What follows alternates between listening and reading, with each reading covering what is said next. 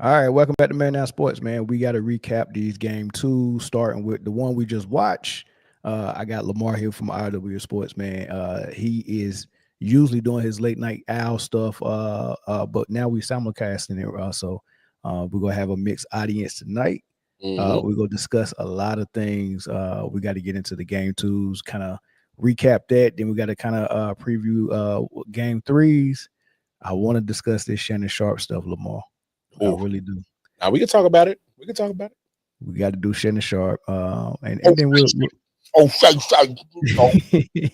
yeah, and then we get into some of this NFL draft stuff, man. But as y'all come in, you know what to do. Hit the like button, hit that thumbs up, hit the share button. Let's get some people in here. Leave a comment to let me know who in here, especially my moderators. I need to see. I see one of them. I see Jeffrey Guy in here, man. Appreciate you, brother. I need some more of my wrenches in here to help moderate this thing. And then everybody just come away from ILW Sports. From Lamar's channel, man, welcome to the party. You see how we get down. It's going to be a lot of fun. But other than that, man, I think we can go ahead and get into this Warriors game. First and foremost, Jalen Green had a phenomenal game. Let me see what he had. He had daggone near 40, Wow. right? Yeah, he had 38. He had 38, 38, 10, and 5, if I remember. Sheesh. Yeah, you're right. He had 38, 6 assists, 4 rebounds, right? Okay. And Sangoon had I thought Sangoon had a better game than this, but because he was hot early. Sangoon was hot early, but then Jalen Green took over. But Sangoon only had 17. But he had 16 rebounds and he had 7 assists. He was all over the place too. He walked down with Um, a double. That's why. yeah. And Steph Curry only had a little 20-point game, man. Mm. What did you see that the Rockets did different from game one that was working for them? Oh, easy. Um, well, to, for for me to really answer that question, we got to look at the coaching. Um, and I think this goes back to a NBA Finals a couple of years ago when there was Boston Celtics versus Golden State Warriors. There's a coach that was in Boston that almost beat their dynasty. His name is Ime Udoka. All right. Correct. I want y'all to look at what he did his rookie year. All right. He almost took down a dynasty in his Yeah. rookie year. Took him to 7. All right. All right. So the situation happened. He gets fired. He goes to Houston, gets a whole bunch of raw talent, and gets him to 500 his first year in Houston. All right. Now, this year, his second year, he gets him to a 2 seed, 53, I think 53 wins in the regular season. Mm-hmm. Um, Number 2 seed, yeah, number 2 seed for sure.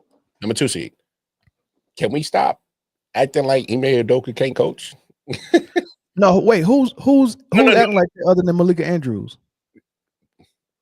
Well, I didn't want to call her out, but I mean, okay. Hey, I but mean, he's a candidate for coach of the year. He's a finalist. as he should be. But Right. what I'm saying is he got the blueprint and he knows how to coach against Steve Kerr. And he exposes him every time he goes up against him, whether people want Yeah, to he really does. whether Yeah. people want to believe it or not. And what I saw tonight is I saw a young Rockets team that wasn't scared of a quote unquote bully. Because if you saw, especially in that third and fourth quarter, Draymond tried to do the old Draymond trick. Let me Yeah. flop or let me start some and then let me Yep. try to take them off their game. And Yep. then they kind of almost bit it and throwing the towels at him and getting it. But for the most part, they really didn't buy into it. And then they really pushed back. The strategy for Ime Udoka every time he plays against Steve Kerr is get physical with him. Did you see? Hey, as soon as Steph got the ball, even at half court, they came on him. They Correct. collapsed on him. So Right.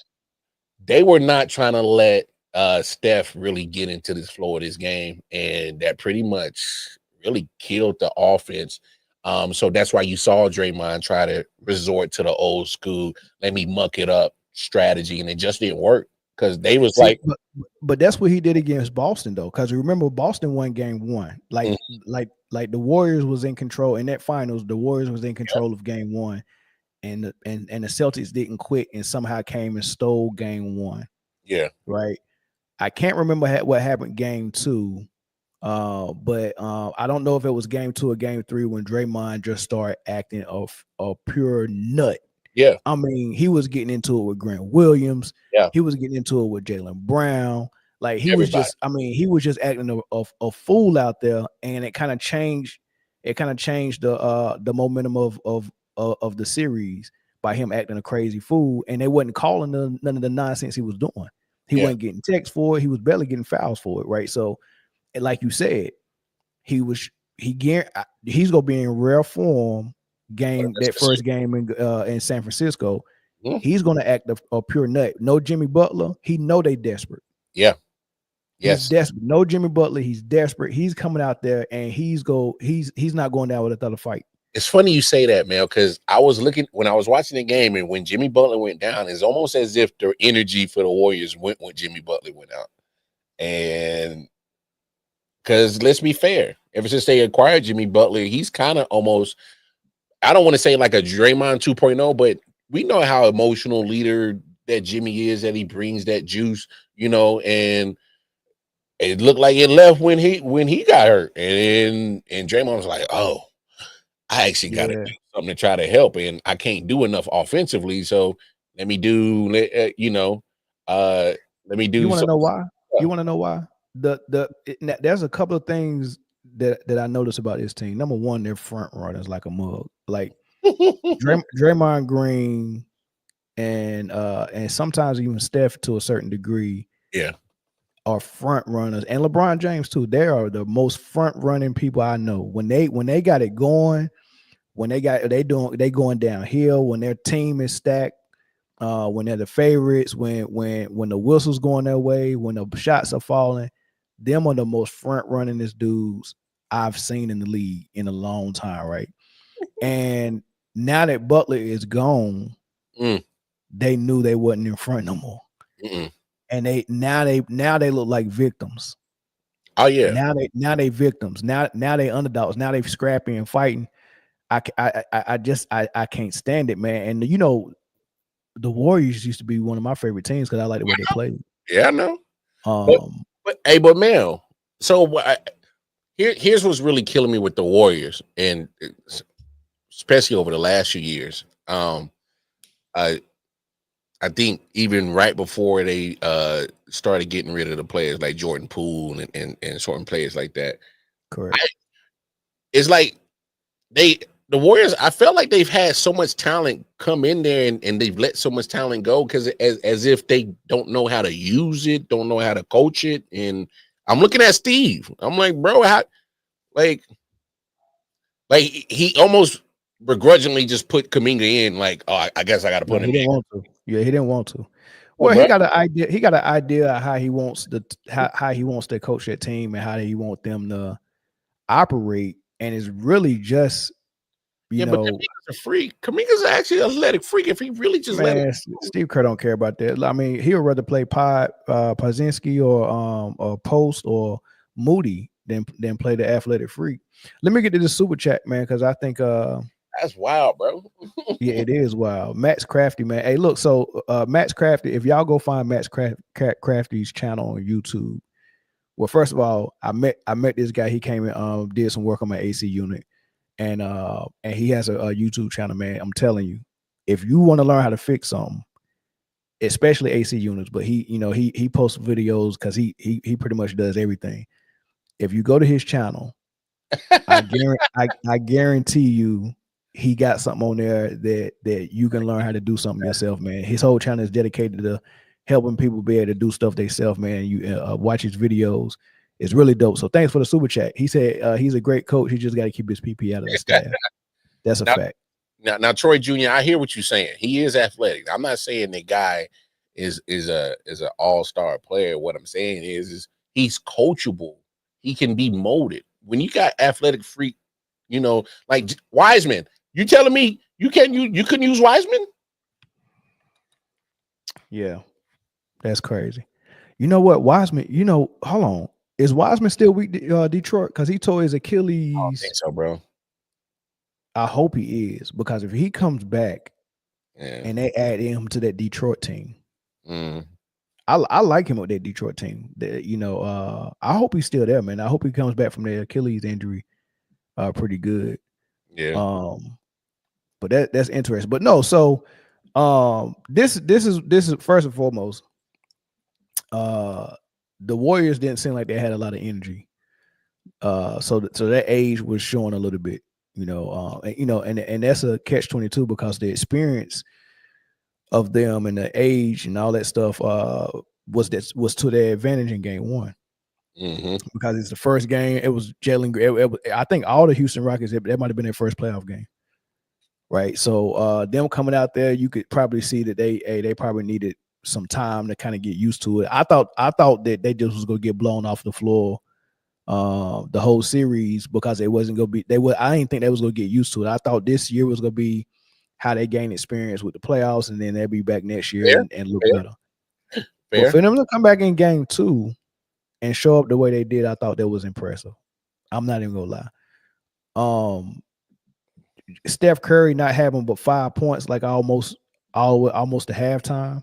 Yeah, That's concerning true. because who else they go score? Who else go score for them? Not Draymond. Nobody. That is their offense. That's the problem. Yeah, Their- him and Jimmy, Jimmy. Jimmy Butler was their second option, and that's why what I said earlier, Draymond had to resort to the thing.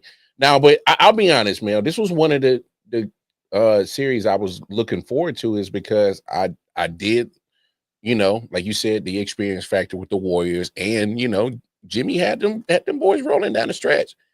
But I mean, I can't lie. There's an Ime Udoka factor that I accounted for this. I knew the Cats was young, and to your credit right there, I agree. I was, you know, hey man, they might fold under pressure, it might be too much. They don't have the experience, but Ime does, and he's gonna calm them down. And the fact that he got him to 500 in the first year, so he almost got him to the playoffs, play in last year. So it's kind of like, hey man, we ain't too far off. And hell, they weren't supposed to be the 2 seed. They almost 2 years ahead of schedule. They playing with house money anyway. Yeah. What you got to See, lose? this my problem right here. So if you look at this at the score sheet, right, everything was even except one thing. Can you guess what that one thing was? Fouls. No, well, that too, but rebounding, Oh, really? right? Because the Rockets, they're starting Sengun, who's a 6'11" guy, Yep. and Jabari Smith Jr., who's a 6'11" guy, right? Yep. And then they come up with a big lineup where they play Steven Adams and Sengun together. Big boys. The Golden State Warriors are purposely playing small ball because they think that gives them an advantage. That's how they operate their offense. Like that's their cheat code, playing small, and they expect Draymond Green to be able to guard whatever big that is, and everybody's got to help with rebounding. But you're designing a handicap. You're designing a disadvantage for yourself in your team because you want to play small ball. So they might help you score points, but you can't stop people, and you can't stop people from rebounding. They got out rebounded the first game by 16, right? And all 16 of those rebounds was offensive. So there was dead even defensive rebounds, but Golden State had 6 offensive rebounds to the Rockets 22. That leads for a lot of second chance points. This game, the offensive rebounds was a little closer. It was 11-7. So the Rockets didn't get a lot of offensive rebounds, but they didn't miss a lot of shots either. But they still out rebounded them by 14. 47 rebounds at 33. Yep. You're not gonna be able to win like that if you can't rebound. So this playing small is like at some point, like Steve Kerr didn't start his ball club small the way he is now. He used to call it a death lineup, where he would play with it in certain times during the game. Second quarter, they need a run. They'll come out there with KD at center, Draymond at 4, Iguodala at 3, Clay and Steph. That was their death lineup, right? And that was a crazy lineup Because you don't start with that. Yeah, there's 4 shooters on the floor. Yeah, you don't start with that though. No, no, Now no, no, no, no, now he's falling in love with that so much to well, that's his offense now. Let's play small. no. Because it's showing this. Not only is it showing on the stat sheet, it's showing on the screen. Y'all getting bullied. They're big. They are absolutely more physical than the Warriors are, and that's why I think they really got to change up their strategy and offensively because they're on Steph literally as soon as he's touching the ball. So if Jimmy's out this rest of the series, man, If Jimmy miss a game, yeah, it's that bad, bro. yeah, if he miss one game, that's Because gonna be crucial. all the offense has to come from Steph. I'm sorry, somebody's going to have to step up, and I don't think the way that Curry. And I might be crazy saying this. I don't see him adjusting too well, losing his second score. I mean, I just don't. He's gonna pray to Steph to drop 50 for the rest of the series. I mean, Yeah, and he might be able to do it one game in San Francisco, but not for the both of series, them. not for the I mean, series. because look at him now. Udoka knows I'm wearing you down. Yeah, Yeah, you shot all your bullets out in game one, and you ain't had nothing left for game two, yeah. and we still coming at you with the same intensity. And look, man, the fact that these boys, listen. 4 fouls for Sangoon, 4 fouls for Dylan Brooks. That was in the third quarter. They didn't. The game was over in the fourth, so it wasn't a lot of whistle being called. But Sangoon had 4 fouls in the third. So did Dylan Brooks. Man Thompson fouled out last game. He had 3 fouls this game. So the main guys that defend ended up with piling up fouls. Right. Then you go to Golden State. Steph didn't have not one foul. Jimmy Butler didn't have a foul. Podzinski didn't have a foul. Quentin Post didn't have a foul. Moody had 1 foul. Draymond Green had 3, but he got 2 of those in the fourth. So they wasn't calling no fouls on Golden State early on, right? But the key defenders for the Rockets was getting fouls called on them, and I'm trying to figure out why. You know why, bro? Come on. It's the same stuff I'm seeing with the Lakers series. Same type stuff, man. Come on, man. I mean, you never been shy. There's way to. I don't want to say rig the game, but at least You say I'm just throwing it out there. I'm just giving you the numbers. I'm just saying. Look, I'm a dot connector, bro. Hey, you ain't got to throw too many dots out there for me to connect in sons of bitches. Troy Jr. said because they was fouling. Oh, okay, so Golden State wasn't fouling then. Okay, say we're good. At all. All right, okay. All right, cool. All I'm right. good with it. I must have saw something different then. Damn. Or maybe Troy didn't see nothing at all. Maybe Troy didn't watch the game. I know I got good weed, but I know I ain't crazy. I know what I saw. Yeah, man, that is too funny, man. My glaucoma ain't fucked up like that. Shit, I know. So, what you think? I mean, because they said it was a contusion with Jimmy Butler's tailbone. I mean, you think he go play on that? Hey, he popped that thing, bro. I mean, I don't know what's up with him, man. So, contusion. If it'd be he's just gonna have a little sore backside for the next couple of days. Now he'll play because we seen Jimmy play through worse. He'll tough it out and gut it out. And you know why he'll tough it out and gut it out? Because Steve Curry has already talked to him. He's like, hey man, get with medical. We're gonna get you around the clock treatment. We need you.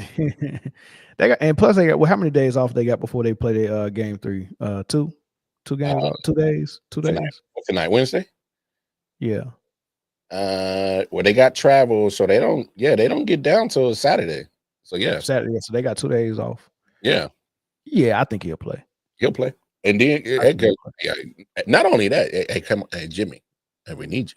All right. Because trust me. Steve Curry was already talking to him in the training room. He already told him how impressive and how much he loves him, how important he is to the lineup. So all that's been discussed. So he got all of tonight. He got tomorrow, Thursday. He got tomorrow, day after tomorrow, Friday, and then their game is at 5:30 on Saturday. So he got half the day Saturday. on the West Yeah. Coast. So yeah. Yeah, So if you include to tonight and all day Saturday, he really damn, got got 3 3 days off. days.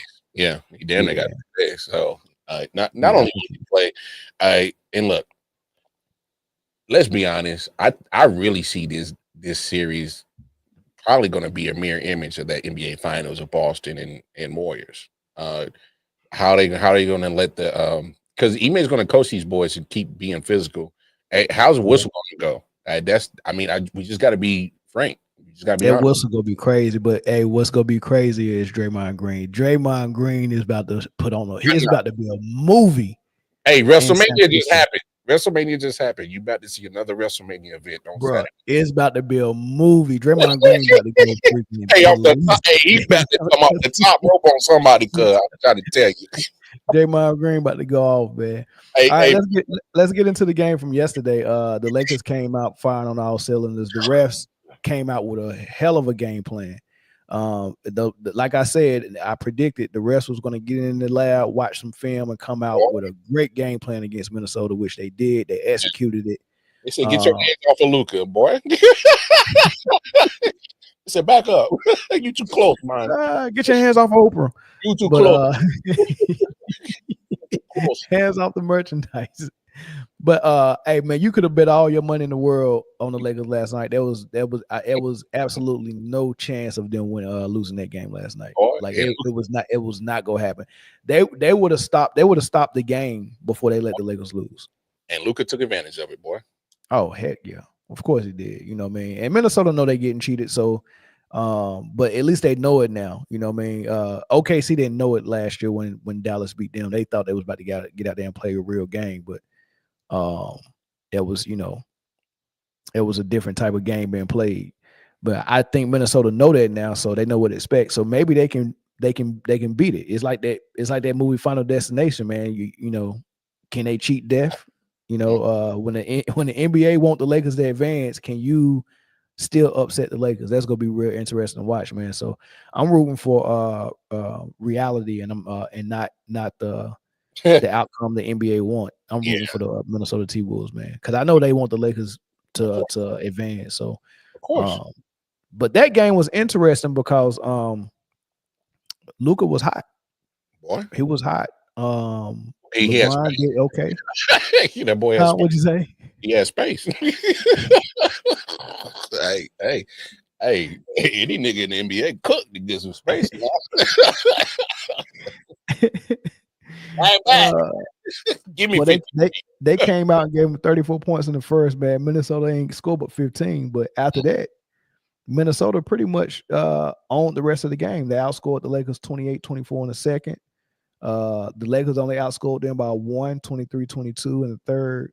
And then Minnesota outscored them in the fourth, 20-13. They made a surge. They made a little run at it. So really, it was just that first quarter that they won. Yeah, but And you saw how they said, "Hey man, first quarter." They said bad, and then they got that call. They said, "Hey man, I at least got to make it look like it's a basketball game." And then closer towards the end of the game, they said, hey, you can get a little close. I let it slide." but basically, Minnesota just got to come out stronger because they've lost the first quarter in both games. Yeah, they come out slow. They come out too slow. They've lost the first quarter in both games. They got to do better than that, right? They got to come out. They got to win that first quarter. And they got outscored by 7 in the first quarter in the first game, which wasn't too bad to close the gap on, but Yeah, getting outscored 34-15, they got doubled that's on this. unacceptable. Yeah, yeah, you're already too deep in the hole. That's a fact, man. Yeah, But Randall he still had a good game, 27. Edwards had 25, but nobody else had double figures at all. I mean, they held everybody in check except them two dudes. hmm I mean, like you said, in order to beat the the code, Ant got to play out of his mind, and what I mean by that is he can't settle for the jump shots.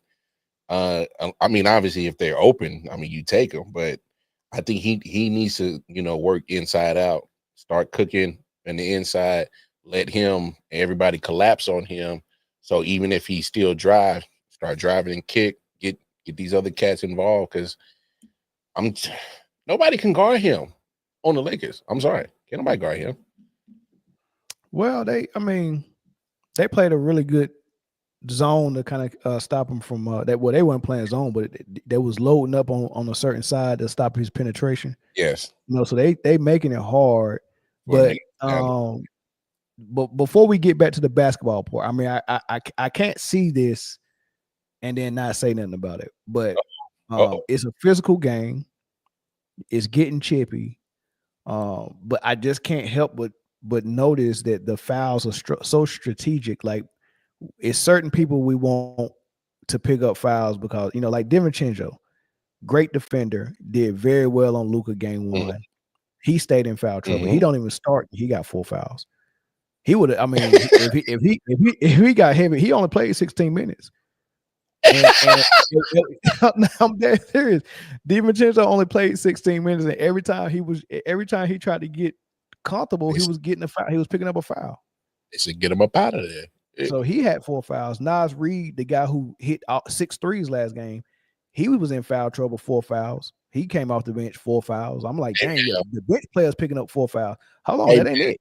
That hey, ain't man, it. hey, Julius man. Randle, 5 fouls. So so Uh, so, so you just go. McDaniels, Oh 5 no, fouls. no, I'm like, no.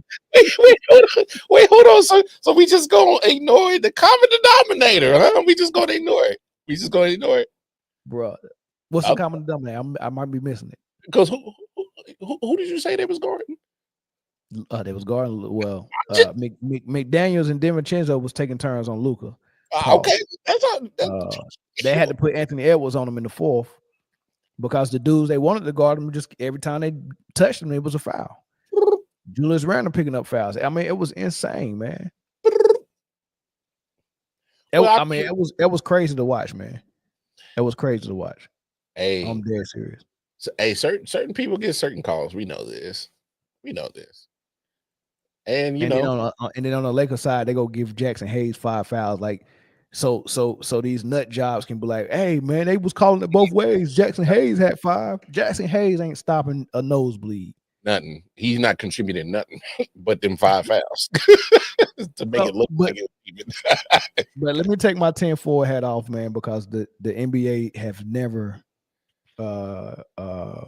been biased or cheated in the game for a marquee player or a marquee team. They've never done that. So Never. let me just stop talking about that and get back to the basketball. Who you see pulling out this series? Oh, with Lakers in Minnesota? Yes. Come on, man. Are you seriously asking that question? Yes. I am. Oh, I mean, I haven't talked to you in a while, so I haven't asked you. I don't know what your thoughts is on it. if you really think they about to let Luka Doncic and LeBron lose to Anthony Edwards, you crazy. Come Dog. on now. Hey, I don't think that. I don't think that. No, if I anybody, know I'm just throwing that out there. If yeah, anybody think that, if it's you not really, possible. it's It's not impossible. possible. Yeah, Impossible. it's impossible. It's impossible. Impossible.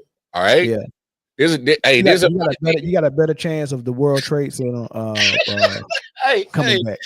hey, there's things that are certain right now in life. All right. Death, taxes, and LeBron and Luka getting past Anthony Edwards in his first round. It's certain. Yeah, All right. I'm gonna tell you why, and I know you know this, but I'm gonna say it anyway. The Lakers is the number one franchise in the NBA as far as first of all, Cali is what state is bigger, Cali or Texas? Uh Cali got more people, but Texas is bigger, right? Texas is bigger in size, Cali is bigger in population. Yes. Correct. So Cali is already a huge market for money. We have to have Cali relevant. We have to have the Lakers relevant some type of way, right? That's good for the NBA. So right now they got an opportunity to have the big, and on top of Cali being the that type of state, the Lakers is that type of franchise. There's no other franchise more relevant other than the Knicks and the Celtics, right? So the Lakers got that going for them, and then on top of that, I just seen the numbers come out on the most viewed stars in the NBA and the most jersey sales. And both of them. Luke and LeBron both are in the top 3 or top 5. Yeah. and jersey sales and views. Yep. Right. So you got two of them dudes. On the same You team. got the Lakers and you got Cali. Do you think as a businessman you're gonna miss out on the opportunity to milk this for as much as you can milk it for? For little old Minnesota. There's no way. And There's no way.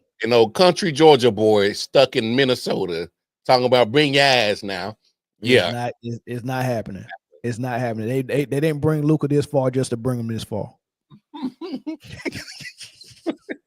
Hey Matt, hey, they beat the system because they had to play actual basketball team. Denver beat them because they were a better basketball team.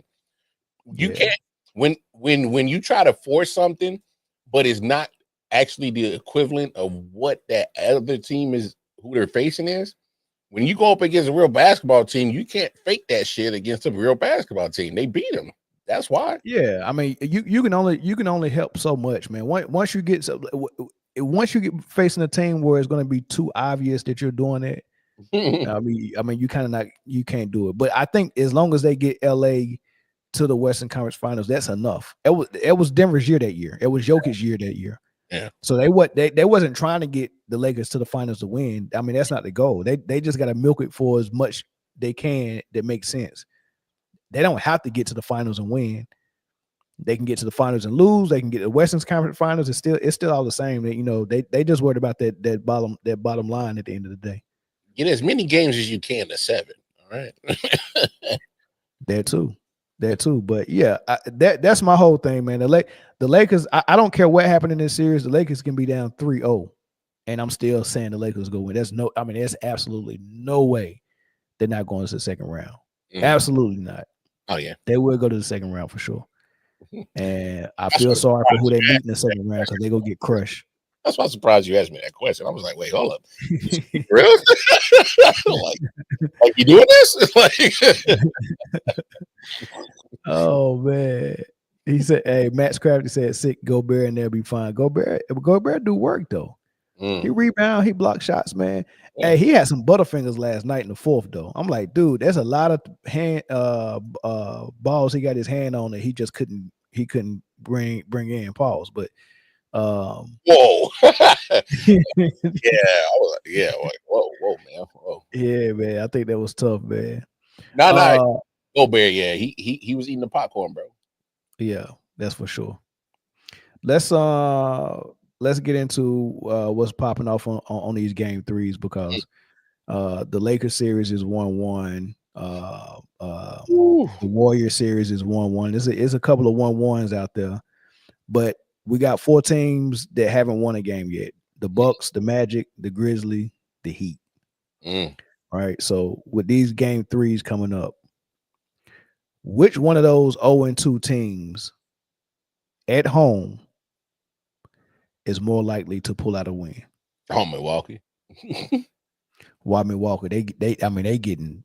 I'm with you. Indiana ain't cutting them no slack, but no slack. I want to hear it. I mean, because there's an MVP candidate named Giannis, and it was announced that he was an MVP candidate. Okay.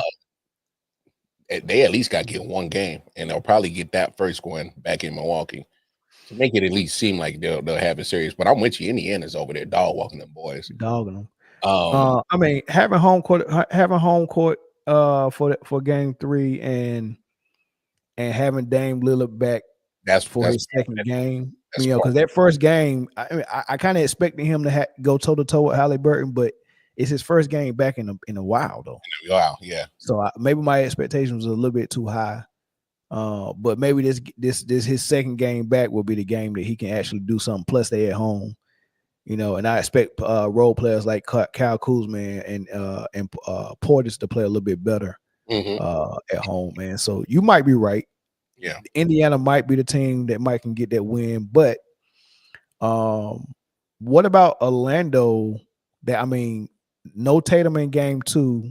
Yeah, Boston still won. However, they won by single digits, and my the Magic was kind of there, and going home, if Tatum missed this game again, is the possibility that Orlando can pull out a win there. Could be Orlando. It could be another Florida team with Miami. I mean, it took some late heroics from Donovan Mitchell for them to pull that out, and Tyler Hero was on the heater too. So True, true. them going back home, they might can do it. One team it won't be. It won't be the Grizzlies. Mm-mm. Nah, It they won't cook. be the Grizzlies. Nah, they cook, bro.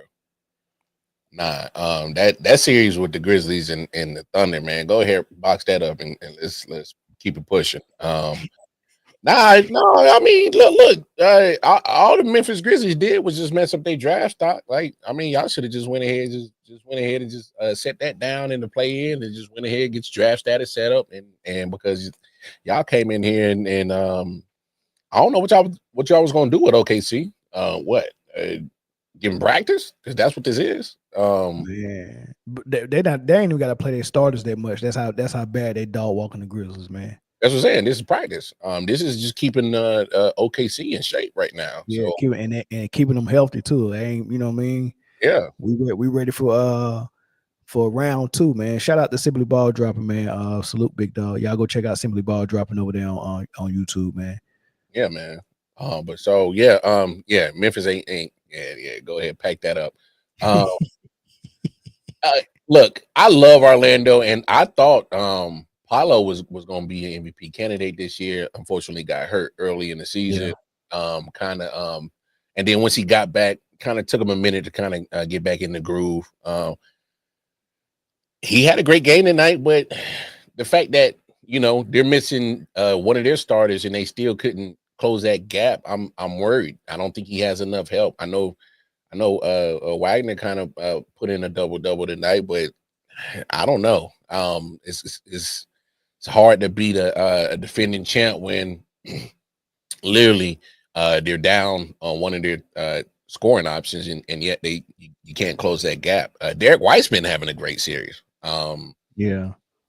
Like, my goodness. I think Orlando they go surprise you, bro. If Tatum's not playing in game 3, I'm telling you. I mean, because I'm looking at it, bro. Like, this game was close. First quarter 21-23. Second quarter 26-27. Third quarter the Celtics got a little bit of cushion. They outscored them by 7.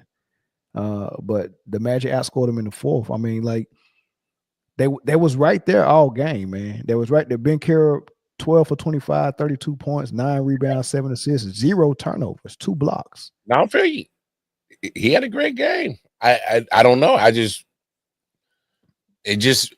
When I'm looking at the game, I'm like, damn, Orlando just ain't got enough, bro. Like, I'm worried about it. But, like, on some real, I actually thought that they would definitely give Boston some hell, because especially when I was geeked at seeing what they did last year against Cleveland. I was like, okay, so young Bulls is battle tested. All right, so you got that out the way. So now you know what it feels to be in a playoff and play for something of such significance. And so I'm actually kind of surprised that they haven't been able to grab at least one. I thought they at least steal one of them games from Boston, and especially tonight when Tatum wasn't playing. I thought that tonight would have been the best time to get it, but things don't shake your way. They got a chance. They got a chance in game 3. I think they got a chance. I give them even though Boston is the better team, they're a better team than Indiana. Mm-hmm. I still give just because Tatum is out, I still give Orlando a better shot to pull off a win against Boston in game 3 than Milwaukee and Indiana. Ooh. I do. I give Orlando a better shot. I do. I just think the secret sauce in Milwaukee is gone, and Doc ain't helping, man. I mean, it don't seem like he got them boys ready, man. It might be time for Doc to hang them up. You know what I mean? Doc might be able to go ahead and go in that front office and be a GM, man. Do your Joe Dumars stuff. Wait, hold on. Wait, why are we just now getting to this conclusion, y'all? I mean, hey, man, I ain't never seen a milkman like a mug in 2025, bro.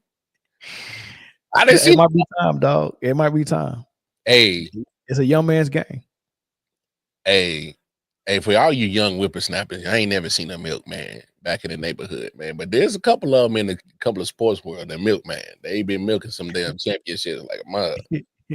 And then one of your milkman right here. So there's a 2025 milkman right here, and I've been trying like that. You want to open the phone lines up, man? Hey, 2008, man. Yeah, but hold on. I gotta defend Doc Rivers a little bit. He's a good coach. At least he was a really good coach for the time that he was a good coach. Now it's just the times have moved on a little bit, and I don't, you know what I mean? He just probably not suited for this era right now. But things are changing, right? As you can see, the NBA product was dying a little bit. Former players were complaining. Old school fans were complaining. And Adam Silver heard all the complaints and he changed. And if you're seeing the playoff basketball now and they're letting the physicality back into the game, people are they're enjoying it. And what they don't realize, the young people don't realize that they're watching something that looks more like 90s than basketball. Yeah. But I heard some people on YouTube, they were podcasting talking about it, and it was like, how can you not like this era? This has been great basketball this playoffs. You idiot. This is 90s basketball. That's why it looks good. It looks good because it's old school. A 94, 109, 100, 109. We ain't seen those type of scores for the last 4 or 5 years. Facts. Yeah. Some of them ain't even reaching 100 points. Yes. We ain't seen that. Oh, 94, 85, Timberwolves, Lakers. That's amazing. That's amazing. That's how it's supposed to be. But look, this is what I wanted to say. Now that Adam Silver is scaling back and bringing real basketball back, I want you to look at the two most recent hires in the front office. I want to say Dumars is doing a front office job now in Sacramento. He just got hired in New Orleans. Joe Dumars. No, New Orleans. Sacramento just hired Scott Perry, who's an old school guy, right? Old school guy. What kind of team you think they're about to put together? The last team Joe Dumars put together was the Detroit Pistons that won the championship. 04, rough and tough. Yeah. The only mistake he did was not drafting Carmelo. Right. So what you think, and I want you to think about this. Joe Dumars was just Adam Silver's right-hand man. He was just working in the NBA front office. they talk. So what do you think Adam Silver and Joe Dumars been talking about? Joe Dumars probably been telling him, you have to bring this stuff back. You have to bring back real basketball. Hey, Adam, man, y'all getting too soft, man. Exactly. And what did he say? Well, guess what? I step down. Yeah. I do GM again. I'm gonna build a team. I'm gonna show you what I'm talking about. Exactly. Right. So and Scott Perry, I think he was out of a job too. They both just got hired at New Orleans and Sacramento as GMs. Adam Silver is bringing back physical basketball. Hey, Shaq about to come lace him up, bro. It's about to change, dog. It's about to change. Post players gonna be coming back. If I'm the Dwight Howard, sign me now. I know. Oh yeah. Yeah. Hey, y'all about to see some real basketball in a little while. I'm telling you. I'm telling you, man. It's coming back. They ain't ready. I'm gonna open the phone lines up, big dog.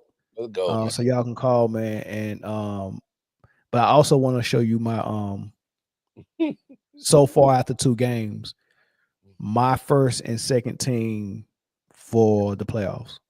Right. And then you tell me what you think about it. SGA at the point, Spider Mitchell at the 2, the Claw at the 3, Tatum at the 4. Now this Tatum thing is controversial because he missed the game, plus he hasn't been just lighting it up, but he's doing what he need to do offensively and defensively to get the win. I mean, this could have been Giannis, but he down 0-2. I don't like rewarding losing.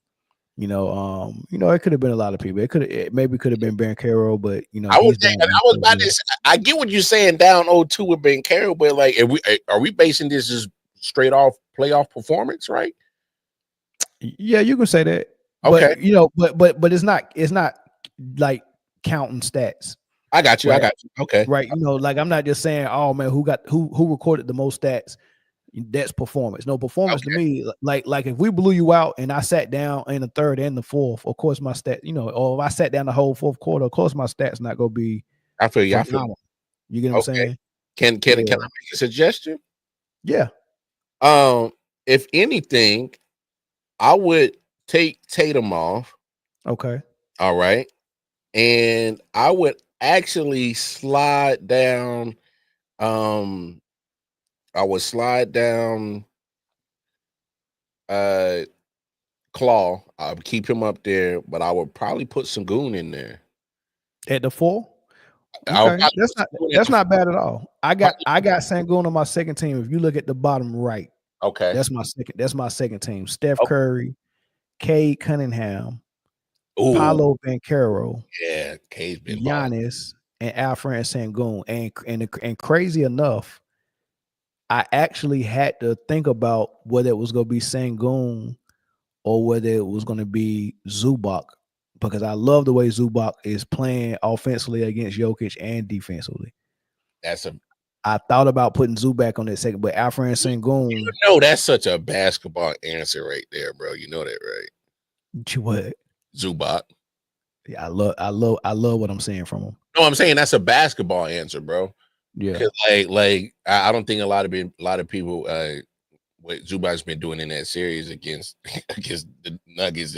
I'm like, it's been phenomenal. no, I had to double check. I was like, is that the Yeah, same Zubac? Like I had to Google. I had yeah, to scan my TV and do the Google photo search, make sure I was talking about the same Zubac that I was thinking. I was like, okay, oh damn, yeah. oh, All right, we got a call on the line. Caller, what's up? Can you hear us? What's popping, man? What's good? okay. You think so? Why? Why? Because of is it because of love or you to my basketball? Oh, you hold on. Y'all can't hear him. Y'all can't hear him. Hold on. Oh, I had you on mute. All right. Can you hear him now? Lamar, go ahead. Speak. Caller. Hello, Mike check.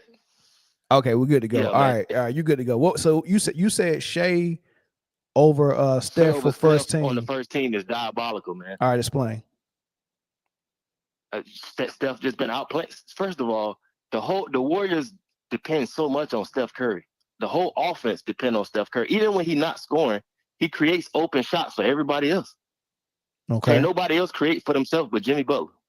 And That's and it. I'm supposed to reward that over a guy who's 2-0 and led a team to a 50-point win and plays great defense on top of that. But because what? I mean, Steph didn't play great defense in game one. He didn't play no defense like Shea Gilgeous-Alexander. Are you serious? All right, yeah, you wildin'. You wildin'. I'm wilding. What did You Steph just do tonight? He had you 20 got you points, got dog. you got to give. Listen, Steph is not historically a great defender, but you got to give him credit when he actually played great I don't defense. have to give him credit over a player that's a better player and better defender than him. Why do I have to give somebody credit when they don't earn it over somebody? I can give him credit for. I can. That's just my opinion. Yeah, but you got to explain that. How would you put Steph? Okay, so we got on one hand we got SGA, lockdown defender, leading the number one team to a 2-0 record in the playoffs, a 50-point win, and they performed so well he was able to sit down in the fourth quarter, right? So you got that guy, and then you got a guy who just lost by almost 15, 20 points tonight, only had 20 points, shooting horribly, Mm. lost the game, You know, and you want to put him on first team? what you mean shooting horribly? So did SGA have a great shooting game his first two games? No, he didn't, but they won. Okay, then But they won. so But they won. But they why won. you ain't mention that? Why you ain't mention Okay, that you when can mention. you You can. talked about Okay, SGA? you can mention that. It cancel each other out. You can mention that he had a bad shooting night his first game. Yeah, and they won by 50. Yeah, Right. because his teammates played great defense. Well, why Steph teammates can't play great defense? Like everybody keep trying to y'all wait. When have it become a bad thing that my teammates play D? Like how can my teammates playing defense mean that I supposed to not get considered for anything? I play great defense too. SGA plays great defenses as well.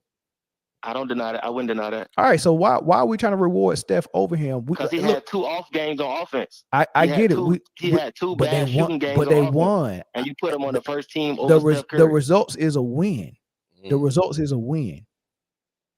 I'll give you that. All right, Steph Curry on second team though. I got him. He on second team with Cade Cunningham. They both got 1 win out of 2. Ben Carroll. I mean, he performed so well even with 2 losses. I had to put him on second team. Giannis with 2 losses played so well. I had to put him on second team. And then Sengun 1-1. I think it's a very solid first and second team. The only argument that I would debate about Sengun need to be on the first team. And that's what Lamar said. And I was just about to say that's a good point. Sengun probably could replace Tatum on first team for sure. Yeah, that was the only suggestion I had. Other than that, I got no issues with what you got up there. I just think the way that Sengun, especially tonight, I think Steve Kerr did a huge disservice trying to put Draymond on him, and Sengun just pretty much backed him down, and then Sengun pretty much did whatever the hell he want. He's like, I can either take you to the hole, I can just kick. So what's up? What you want? So yeah. If you watch when he put Post on him though, Post can't do nothing with him. No, that's what I'm saying. Draymond couldn't do a damn thing with Sengun, and then he put nobody else on him. So I'm like, all right, if you switch, Houston's gonna kill you if you switch. So it don't matter what you do with that Sengun switch off, no matter what. They was eating off of it all night. So yeah, they tried to take Draymond off him so he could play off the ball, but can't nobody else guard him. Well, no, they took Draymond off of him. And they said, bro, I don't want you getting no more fouls. I need you to act a fool about halfway through the fourth, so we can try to get some momentum, bro. Yeah, I really do think Kirby's sicking Draymond on people, man. No, he do. Hey, dog, Buddy Hill don't need to be playing at all. I don't know why he put Buddy Hill in the game. Well, so this is the thing about Buddy Hill, and this is the thing about Kerr and Golden State, right? They, especially when you're a new guy in that offense, they like you can't really play your game, right? You play a game that serves the shooters, which used to be Clay and Steph, but now it's just Steph, right? So the stuff that Buddy Hill can do, they don't want him to do. Like, did you see how they've been scolding him like right before the playoffs, screaming at him, talking to him on the bench because he overlooked Steph so he can shoot an open 3. But if you're open and Steph is open, in their brain, they're saying you need to pass it to Steph. That's the greatest shooter of all time. The ball goes to him. You get what I'm saying? Like pulling a dude to the side when y'all winning by 15 to cuss him out because you didn't give Steph an opportunity to shoot an open 3 and you took the 3 is crazy. And that's why KD left, because Draymond was telling him this is how we play. We might about to get it to you so you can cook for the last shot. We've been doing this for a long time. We won without you, and we don't need you. All this type of stuff. That's the attitude in Golden State. Yeah. They horrible spoiled brats of the NBA. Well, when everybody was out and we needed Buddy Hill to create some offense, he couldn't do it. He wasn't doing that. He's making terrible mistakes on defense, and he's unreliable on offense. Well, look, I tell you what, y'all should have kept Clay then. This was y'all decision. This was Golden State decision to not play Clay, pay Draymond, and y'all thought you was gonna replace Clay with Buddy Hill because he was he had the highest 3-point percentage over the last 2, 3, 4 years. I think he hit more threes than Steph has hit. Well, no, I'm lying. In the last 3, you gotta look it up. Buddy Hill had in the last 2 or 3 years, he's hit more threes than anybody. Yeah, that's true. But not with Golden State. But not with Golden State. Well, they won't let him. They won't let him play his game. No, I don't know. So I mean, that's what it is. That's y'all fault. Clay could be on y'all squad right now. But y'all want I don't know if Clay gonna really make a difference with the way he playing. Clay is also not reliable either. Yeah, I mean, at some point we gotta blame the leader of the team. You know what I mean? Steph Curry. You got to every single time. Him, Draymond, and Kerr. Those are only 3 guys who can take blame for anything. When the ship go, I put it this way: if you lead your household, I don't know if you married and got kids, but if you are married with kids, I assume that you see yourself as a leader of that house. If the bills ain't getting paid, I'm not going to your kids and asking them why the fuck the Bills ain't getting paid. They gonna look And at I'm not going to your wife either. I'm going straight to you. I'm like, oh, you're the wallet. You're the leader. What's Why up? these bills not getting paid? Are you on that stuff? Somebody done put the one criticism I can give for Steph is too many turnovers. He can't turn the ball over that much. Yeah, you can say that. He cannot turn the ball over that much. That's the biggest criticism I feel you about the turnovers, but I also got to give credit to just good defense and coaching strategy from Ime Udoka. They are on Steph's ass. Like, I get it. And they allowed the foul stuff too. I know y'all been talking about all these foul calls going one way, but they've been fouling the mess out of stuff, man. Yeah, off ball. So I like the physical play. They call it both ways. This is what I want to see, but don't act like they just cheating for the Warriors now, because Steph get fouled a lot and they don't get called. Hey, I get what you're saying, but at the end of the day, they be grabbing the man. Look, you're not wrong. But you can also look at what the stat sheet say, and it look a little funny too. So I mean, it's kind of like, yeah, they know how to even it out. You know, I mean, we gonna let Steph get grabbed, but we gonna find a way to let go. We gonna let Golden State get away with 45 illegal screens. Yeah, well, that's true. That's definitely true. Yeah, well, we gonna let everybody set illegal screens, and that helps Steph get open threes. So they can't give them both. Yeah, we can't say hands off the merchandise, and we gonna allow moving screens. Pick one. I'll give you that. Can't have your cake and eat it too, man. Right. You can't have your cake and beat it too. So, I'm enjoying the physical play, man. I feel like basketball back, man. This is what I want to see. Yeah, I like it too. And look, listen. Reggie Miller got grabbed like that off the ball when he was running off screens. Man, he probably got it as worse or if not just as bad. So Ray Allen did as well. Like all those guys who ran off screens was getting held and grabbed. It wasn't no game. So I think that's gonna be the problem with OKC next series if they face the Clippers. If the Clippers get physical, because I don't know if OKC can handle that physicality like that. And when they can't D you up and get stops like they normally do, they have different offense. Yeah, it might be some. I mean, they might have some issues. It might not be an easy series for them. I think they will. They'll come out on top for sure, though. I think they do. I think I trust SGA more than I trust James Harden. I trust Kawhi. I trust Kawhi. Yeah. I trust Kawhi.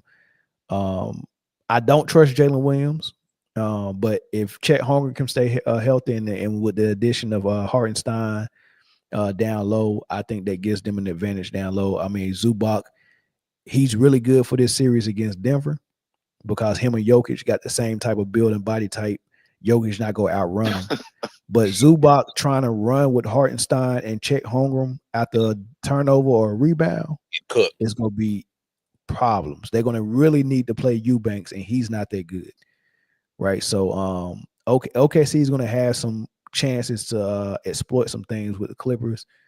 And if they let them play, I like the defense of them. I like Lou Dort. I like Caruso. I mean, they can keep bringing guys on the floor that's going to be competent on the other end of the floor. So and Clippers can go small too and put Batum at the 5 because it ain't like the OKC really gonna go down low like that. Yeah, I mean, can't be mad at that. Yeah, they can't play small. We'll see. I think that'll be a good series. Definitely. So you think the Clippers are getting past Denver? I think it's gonna be Clippers and the Warriors in the Western Conference Finals. I bid you a good night, sir. You was doing so good. Hey, this man said the Warriors, man. I need to sage myself. This guy, you can't underestimate that Warriors defense with Jimmy get back, man. Hey man, get this man off the line. Hey, you was doing so good, bro. You was doing so good. Hey man, we appreciate you. That's tough, man. Thanks for the call, brother. Yeah, we appreciate you. Brother. All right. Yeah, so funny, man. All right. Well, that's my first team, but you're right. That's a good point. I probably should put Sangoon at that 4. Tatum missing the game, man. That's diabolical for me to have him in that first team. Hey, because I get what you're trying to say, but like, That's diabolical, man. But I made it. I made it kind of early, man, and I hey, ain't know you know what I that's mean. why I asked. I was like, is this based off of playoff performance? Because I just need the criteria of what we. Nah, it's my first team for the playoffs. All right. It's my first team, but logically, missing a game you should take a hit for that. Yeah, he shouldn't be on the first team. It's all good. Yeah, they could be. I think I'll do Sangoon right there for sure. Yeah. So, nah. Other than that, yeah, that's the only thing that really stuck out to me. Because, but no, Kawhi. And I know you say you trust Kawhi, and when he's on the court, I trust Kawhi. I'm not trying to. I'm knocking on wood for you, Kawhi. I'm not trying to jinx you, bro. I just want you to stay healthy for the rest of these playoffs. Oh man, I'm being that is. bro. I want him to stay healthy too, for sure. And you know that's real. Yeah. They announced 2 awards. Right, 6th Man of the Year went to Peyton Pritchard of Boston Celtics. Clutch Player of the Year went to Jalen Brunson of the New York Knicks. I'm not too familiar with. I mean, because this Clutch Player of the Year thing is still 2, maybe 3 years old. Yeah, I'm still not familiar with how they come up with it. That's what I was about to ask you, bro. I was like, how they come up with this? I have no clue.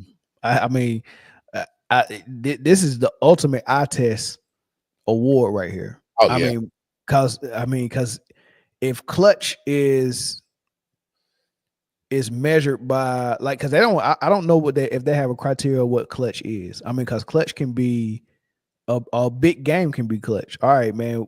This game we're playing will decide if we get the 4th seed and home court advantage or the 5th seed. Right. So that whole game can be Clutch. So depending on how you perform in that game can be a Clutch game, or you could be playing in the 4th quarter of any game that's close, and they can consider that the Clutch game or clutch time. But if you're a player who is blowing teams out and you're sitting down most of the 4th quarter, how can you rack up any type of clutch anything?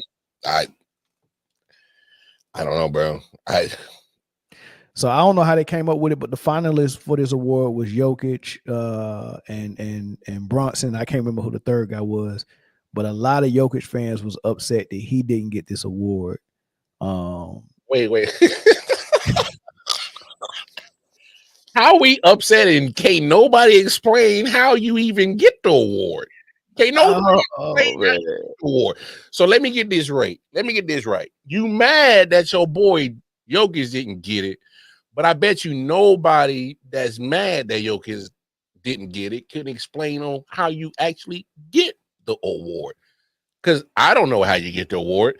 And I actually refer to Mel if I've had basketball questions. And Mel, again, do you know how you get the award? Okay, so if nobody, anybody in the chat, super chat, anybody know how you get the award? All right, help us out. Let me see what they say. Let me see what they say. All right. If you know how to get the award, put it in the chat. How do you get the award to be the most clutch player in the NBA? How? Well, this is what the AI is saying. The NBA Clutch Player of the Year award recognizes the player who excels in clutch situations defined as the final 5 minutes of the 4th quarter or overtime. 5 minutes? When the score is within 5 points. The award is presented annually. It's the Jerry West Award. So they defining clutch as the last 5 minutes. Thanks for the super chat, Phil. Statistically, clutch time statistics are measured as any game within 5 points in the last 5 minutes. So there you go. So if I'm blowing you out, I'm not eligible for this award. Okay. Because hey, the OKC Thunder, they try to get you done and over with before the 4th. And by 5 minutes, I should be sitting down with ice on my knees. For real. I'm trying to find my next IG model. So by nature, this award, your team can't be too good. Mm-hmm. You gotta be in close games a lot. You can't be too good. You You got to be around the median. Oh, man, that's a trash award, man. But sixth man of the year, the finalist was Peyton Pitcher, Ty Jerome, and Beasley of Detroit. I thought all three of them dudes had a really good case. Yeah. But I like to pick Peyton Pitcher, man, because he playing like a freaking starter, man. I mean, Add man. that to another player that's contributing at Boston that's not named Brown or Tatum. Hey, look, when I think that's a good thing when your superstar and your co-star are good enough and competent enough and secure enough where they can get out the way and allow someone else to shine. That's really good, because what that does is you don't empty out your clip all the time. Yeah. Right. It's a marathon. It's not a sprint. It's a marathon. Yeah. So I don't have to go out there and try to prove to you I can go and get 30, 10, and 10. I'm not trying to get a 30-point triple-double every single night. I don't have to be the one dictating everything. I'm not trying to stuff my stat sheet. I understand I can use the strengths of so many different players. And if I don't have to do it, then I don't have to do it. You get what I'm saying? It's kind of like how people view the God that they serve or whatever, right? The way I look at it, the things that you can do in the natural, you do it. But the things that need to be supernatural, you can pray for it and rely on your God, right? So when it comes to superstars and co-stars, if my role players can go win this game for me, I'm gonna get out their way and let them do it. I'm gonna make it easy. Mm-hmm. Why would I step on their toes and say, nah, it needs to be me? Mm-hmm. But when we start playing these contending teams and y'all need something superstardom, y'all need a superstar to take over, that's when I come in. So I get my 22 points and then let my role player get 22 and 25. Yeah, but when I'm playing the contenders, oh no, that's my night. Yeah. That's my night. Yeah. Hey man, sometimes you let the backup or the other acts shine, But you got to. That's the best way. But let's be honest. But you kind of do that when you kind of in the middle of the tour, it's starting to, let the superstar get a little rest. Don't get fatigued. Let the other acts kind of get, but opening concert, closing concert. Hey, I'm the superstar. I gotta shut this man down, dog. Come on, get your ass out of the way. All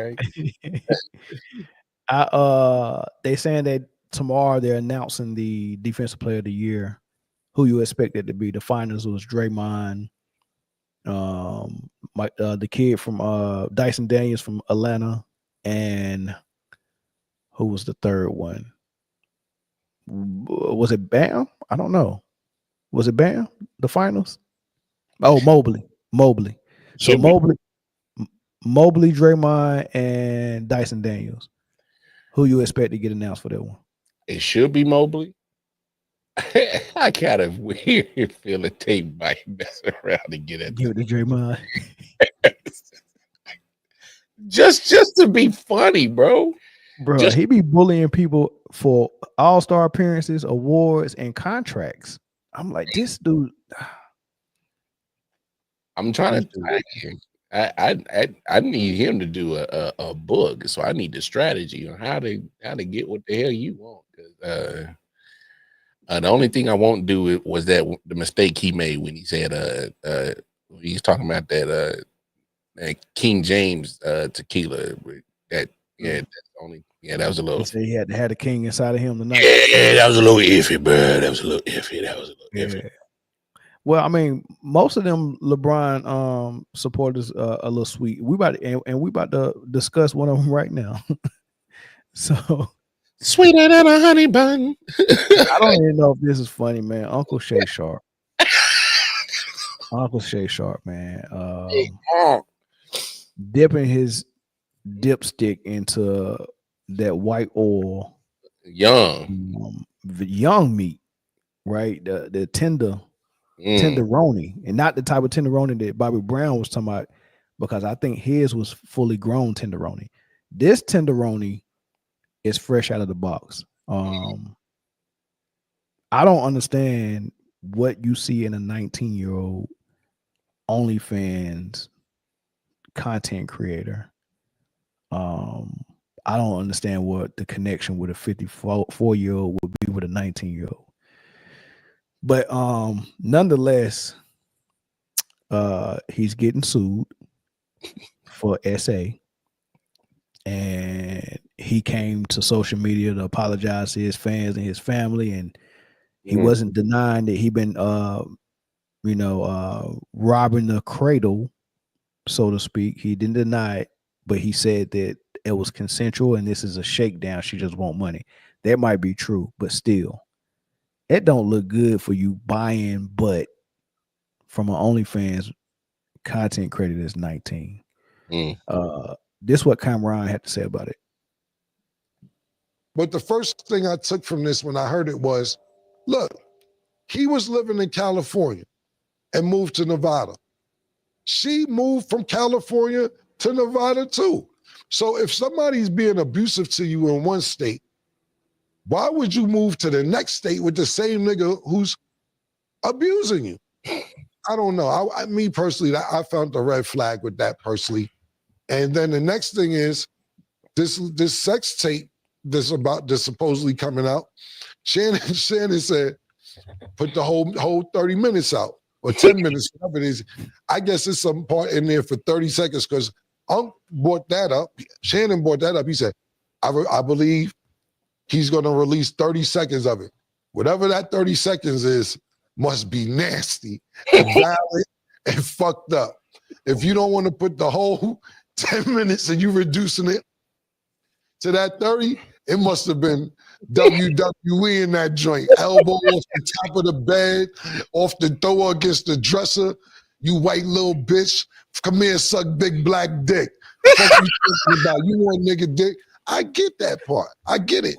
Because I tell white bitches you want that nigga dick. But it's consensual. They agree. You know what I'm saying? But you know, I've been doing this in a different realm from him. I never made it as a professional athlete. I've been out here shaking and juggling these bitches since 20 years old. I know what you up to. I know when a bitch try to bait me in a text message to say some dumb shit. I ain't writing it back. You right. And I'm not writing nothing back. You can't get me to write a damn thing back when I see what's going on. You get what I'm saying? Then you gotta know. You gotta know. See, that's the fucked up thing. It seemed like he trusted her from the conversation I heard. You gotta read the signs like, I don't want to get choked. That ain't something you usually say. Hold on. You don't usually talk to me like this. Why are you talking to me like this now? He ain't telling no lies, man. TMZ Sports, no lies, keep releasing audio that supposedly be the accuser and Shannon Sharp talking on the phone. Shannon Sharp talking about choking her and all this crazy stuff. And then they release some text messages between them two. And she's up there saying things like, I cried when you left because I kept telling you to put a condom on and I didn't want you to put it in my ASS and all this stuff, right, man? So it looks really bad, right? Give me your thoughts. Hey, man, this is what happened with them. You get on the Hollywood, man. Hey, getting lost in the sauce.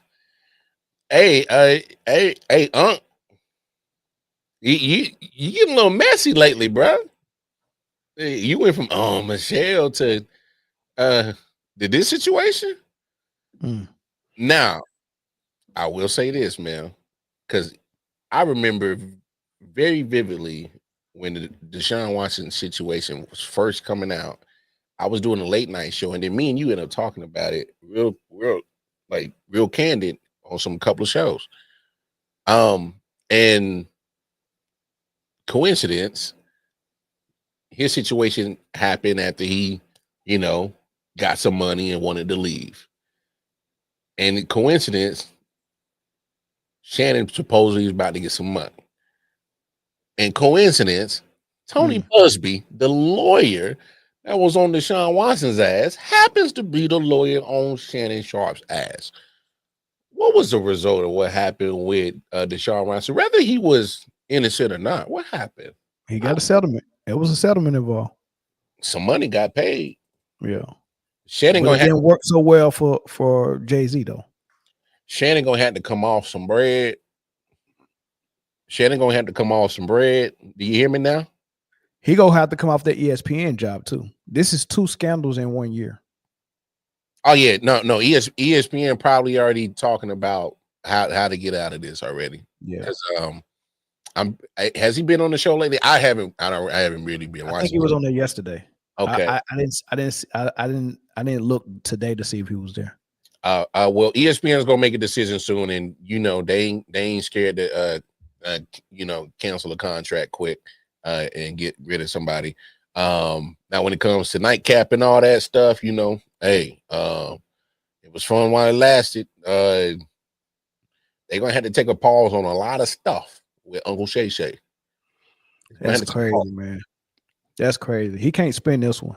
He spent that first scandal into all types of sponsors with Rose Sparks and all this different male enhancement stuff. He thought that was cute.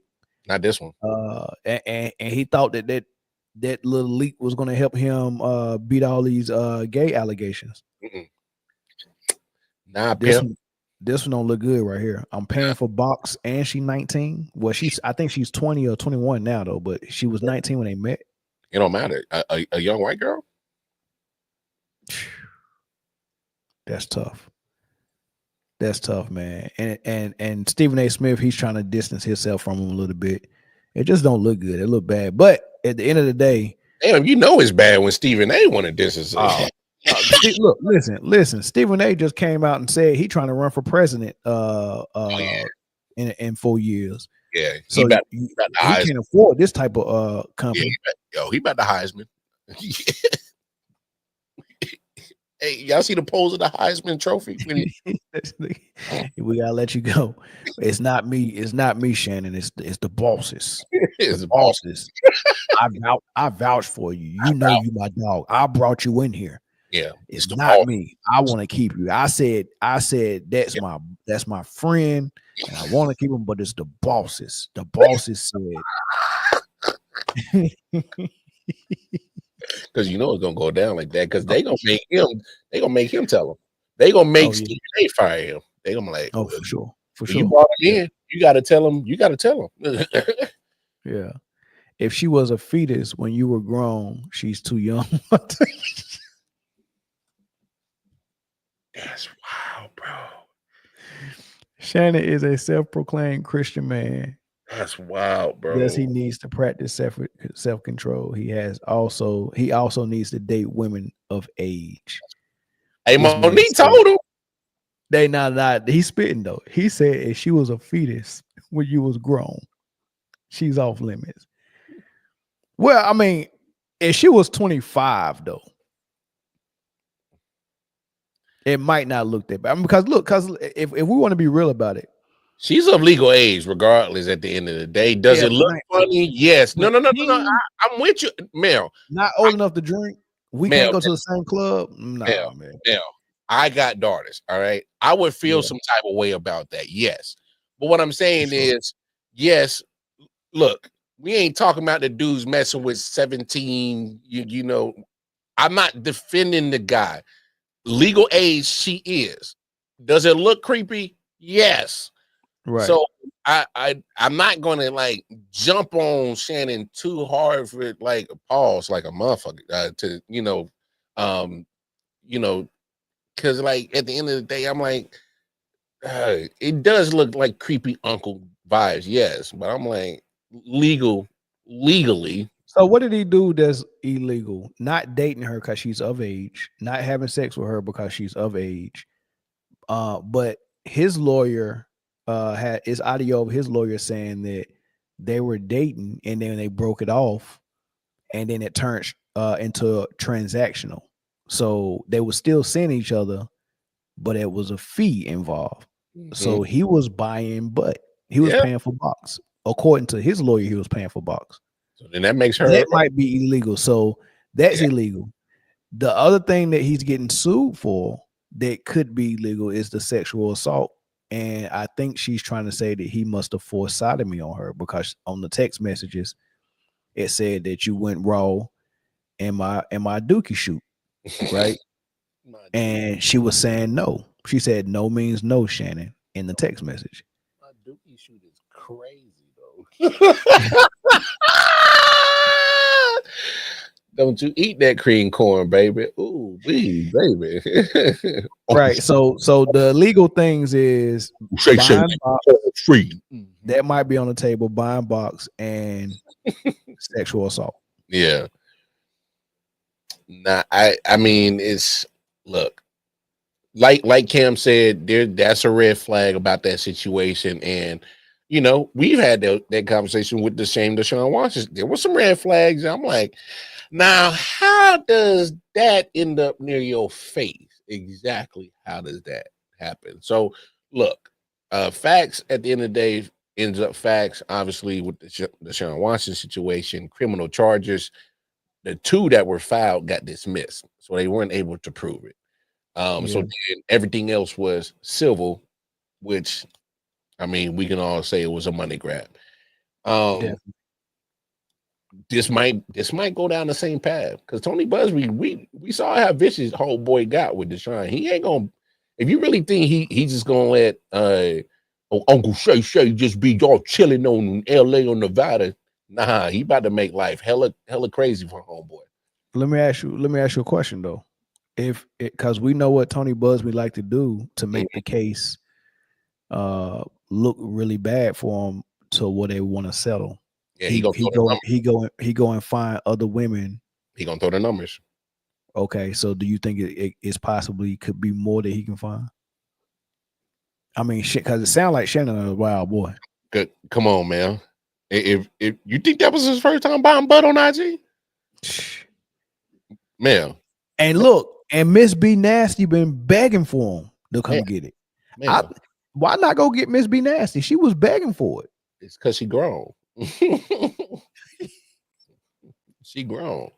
You need a young Thundercat that you could do the shit that they was talking about. He want to dominate. He want to hurt. He want to what WWE. He want to off the top rope. He want to tombstone power drive a little snow bunny. That's what he like. Hey, if anybody know Miss B Nasty, send her this video and tell her to come holler at Lamar. Nah, I can't fuck with you. Don't get me in trouble, man. Yeah. Y'all send this to Miss B Nasty. Nah, because Uncle Shay need no damn well. Like, come on, man. Like, bruh. See, like this how I know that he been out the game for a minute, because like Cam said, just the way he moved with the messaging. Oh, wait, he said there's another guy that came out, another girl that came out already. See, told you, it ain't gonna take long. Hey, I'm trying to tell you, Shay, Uncle been on that IG. Come on. And you know it, in this day and age, they come to him. They jump in his DMs. This ain't looking good, bro. This ain't looking good. So he turned down Miss B Nasty for a 19-year-old. Because he has a certain type that he can feel. Come on. You heard it's almost the same. Oh, the old Miss Michelle.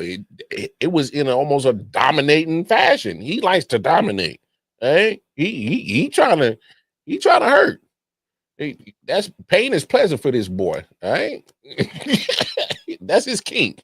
And if that's his kink, that puts him in a very dangerous predicament. But I'm not gonna lie, I met some girls that like that kink. That's crazy. I'm sorry, I can't role play with you if you telling me no, I can't do it, man. Like I seen an episode of SVU, I think. Yeah, and somebody was in there for the similar type thing, and they was like, "Oh no, we role play." She wanted me to come do it. Hey, you can't ask me that, and I'm worth 400,000. I'm not 400,000, but $400 million or whatever. And you asking me to come in there?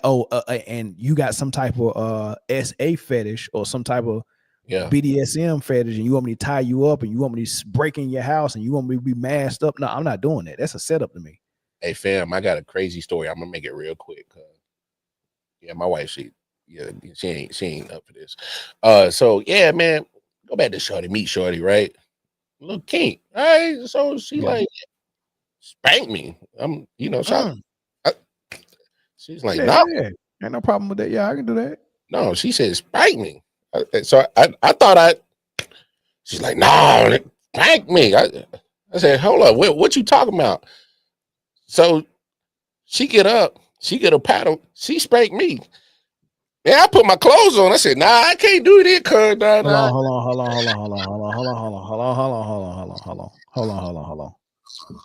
Hold on. Because she wanted to show me how she wanted to be spanked. But she grabbed the paddle and hit me. And was it the one with the holes in it? That type of paddle? So it cut through the wind. So the ones at school. That cut through the wind, yeah. So cuz what they sell them at though? Huh? They still sell them things? Where'd she get that from? I don't know, but it didn't feel good. And dog, I hollered and I was like, no, this ain't for me. Hey, that's the first time I denied myself of some coochie. I cock blocked myself. I said, no. You wasn't even in the mood no more. Sheesh. Cuz. That's crazy. The paddle with the holes in it though, man. Was any names on it? Did anybody sign it? I didn't have time to look. Well, first of all, my ass was hurting, so I was like, "Oh, nah, I'm in pain. I'm mad because I wanted to sock the shit out of her. Because once she hit me with, I was like, hey." So, and I couldn't do that. So I was raised right, so I didn't hit it. So that's why I really left because I didn't want to get myself into a situation because I was like, I sus because that you should let me know that like I didn't know that's what we was on. And so look, fellas. Don't be like Shay.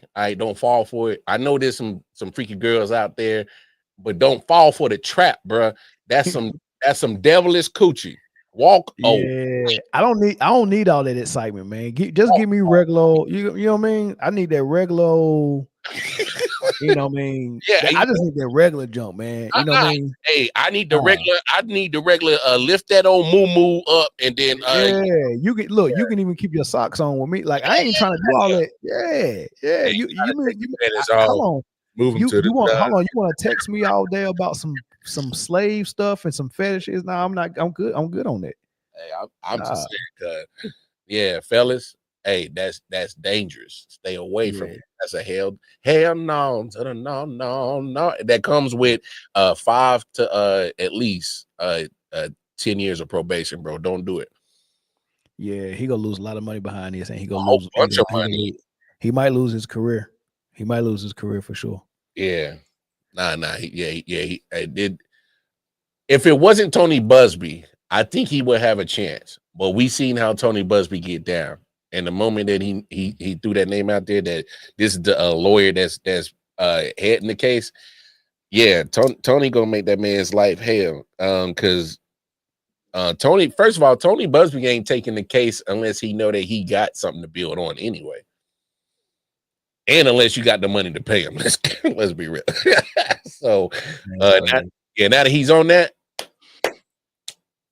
Uncle Shay then got I didn't have to get rid of my little potier, I make up see on that. And hey sugar, you remember when we used to play with the Ravens? You could spot me for this. Yeah. Why that sound like a mixture of Shannon Sharp and Hustle Man? I don't know.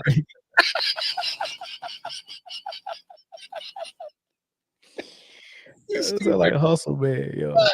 Hey, the phone lines are open, man. Y'all call in on this. Hey, Shay in trouble. Shay in trouble, bro. Yeah, they throwing some names out there. Somebody like Jasmine Cashmere. Hey, all types of stuff. Hey, Shay in trouble, bro. Nah, he definitely in trouble, man. Because the thing is like we just gotta be real with this. This ain't the first time this man been on IG. He's popping like mud. Like the money flowing in. Yeah, it really is. And like ain't no coincidence that all of a sudden it's see this is what it is. It's so avoidable. It's so avoidable though, Lamar. It is. First thing you could have avoided. She was 19 when you met her. You could have avoided that. You could have turned that down. You could have found a 30-year-old that looked just like her, probably better. Yeah, because she ain't that developed. She probably, So she was 19. You could have avoided that. Number two, why you gotta pay for it? It's people throwing it at you. Throwing it. And number three, she's setting you up with fetishes and kinks. Why you? I mean, there was so many places where he could have stopped, bro. I don't know. Maybe this might be it. And I like I said, I'm trying to think what he's, and I'm not. Maybe he think that with the younger chicks who are of legal age, maybe the mileage ain't there. I don't know. Maybe that's his thought process. Who care about mileage though? Hey, some people do, bro. Some people if care it's about clean, mileage. it's clean. Hey, some people care about mileage. Some people don't want to drive the Pinto that has already been beat to hell. You know what I'm gonna do with that? Some people like the a barely used car. Ain't nothing wrong with that. I'm just saying, some people care. Look, this man, he's involved in a lot of different circles. He's seeing and meeting a lot of different women in different states in America, and I know he's traveling overseas too. Mm-hmm. Bro, leave the 19-year-olds alone. Somebody left in the comment section about 10 minutes ago. They said this girl was in kindergarten when he went into the Hall of Fame. He went and did the math on it. He said, okay, he was in the Hall of Fame in 2011 and counted back. Oh, she was in kindergarten when he got it. That means he did a whole career, 4 years of college, and then a whole NFL career. Tired. And then waited the 3 years after he retired to get inducted to the Hall of Fame. It's 5. It's 5 years. Lord have mercy. He got in the Hall of Fame and she was just fresh out the box in kindergarten. Nose was still running. That's crazy, dog. You bust that down. Yo, that's crazy, bro. That's nuts. And then had the nerve to have all the noise to talk about Zion Wilson when he was messing with that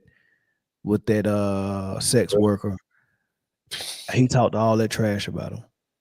And the whole time, this dude out there daggone robbing the cradle, man, just popping roast sparks like gummy bears, just, popping like Skittles. Man, diabolical. Hey, come here, little bunny. Come get that big baby shake from say, yeah, baby, yeah.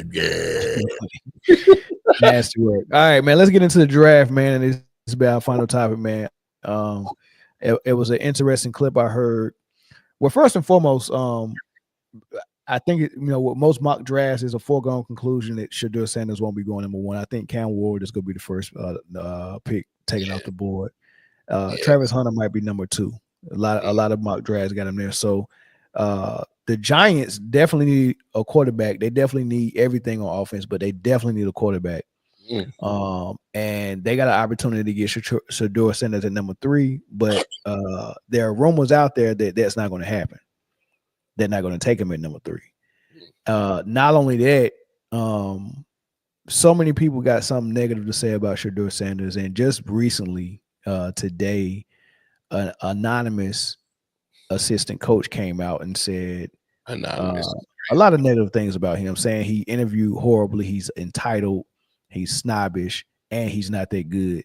That's basically what he said. But somebody had some pushback because he got tired of saying or hearing all the negative stuff about him, and he went off. Bring up the quote. I'm in my feelings about this right now. Maybe it's because the draft is tomorrow. Bring up the quote. Bring it up. The worst Formula I've ever been in my life. He's so entitled. Horrible. He's not that. Shut up, anonymous coach. I am so triggered by this. Shut up. This is not only anonymous. I think it's tasteless. I think the timing is ridiculous. The worst formal interview I've ever. Is it really? Is it? Or are you just going for a headline? Or maybe have you not been in that many interviews in your career? This is the worst one ever. Or maybe the vibe that you set in the room was critical and Shedeur picked up on that. And maybe he was right because the first second you betrayed the sanctity of that room and went anonymously and started spouting off about this player. He's so entitled. I see entitlement in a grown professional who is going around anonymously destroying young athletes with very personal quotes anonymously as they're about to realize their dream and become professionals. Do not listen to that quote. That quote is bullcrap. It's news. It's worthy. I hate that quote. Listen to Shadour's teammates who kept picking him up over and over as he got the crap kicked out of him last year, who don't have negative things to say about him, who know him, who have been in rooms with him. Don't listen to this. He says, he's not that good. Well, maybe neither are you, anonymous quote coach, and maybe that's why you're an assistant coach and not a head coach, and you have been for a long time. I am so triggered by this. I think it's nonsense. I love the piece. It's getting us talking. It's part of the Shadour experience. But that anonymous, that personal, and that critical at this timing is garbage. Man, what's your thoughts on it, man? You think the Giants should take him at number 3, and then if they don't, how far is he gonna fall in this draft? Giants should take him at 3. I know they got Russ.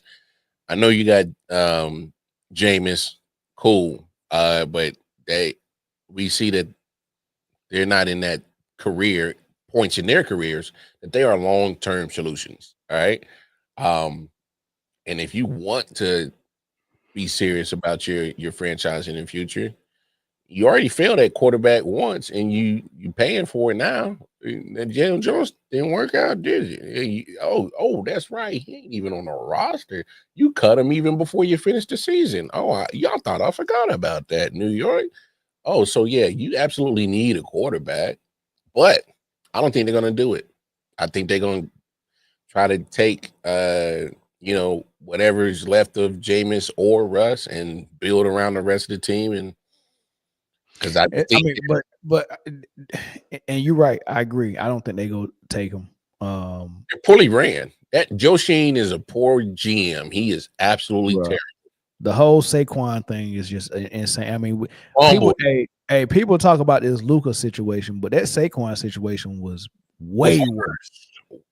Way worse. This dude went over to your division rival and then won a Super Bowl. And then ran for I think he almost ran for 2,000. Like, what do we was in the MVP discussion? Yeah. Y'all had that finger. Hey, here's why what makes it worse.